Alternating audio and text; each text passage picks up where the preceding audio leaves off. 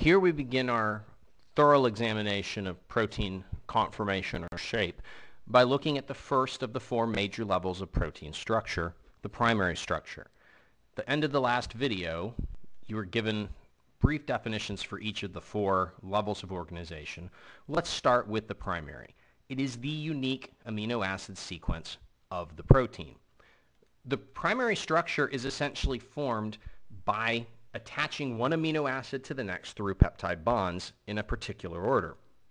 So if we take these simple generalized ball and stick models of amino acid, you can see I'm forming covalent bonds here, peptide bonds between them, and as I string one to the next, I'm getting my primary structure of the protein.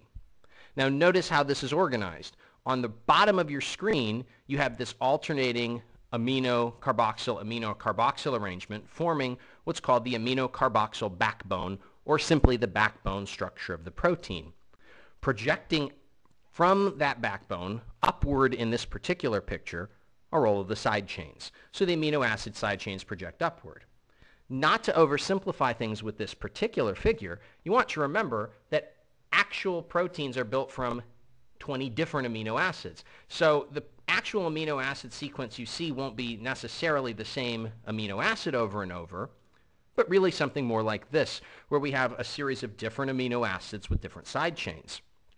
And so again, if you look on this figure, which is a little more of a realistic depiction of the primary structure, we have the amino-carboxyl backbone on one side, and projecting outward from that, the amino acid side chains.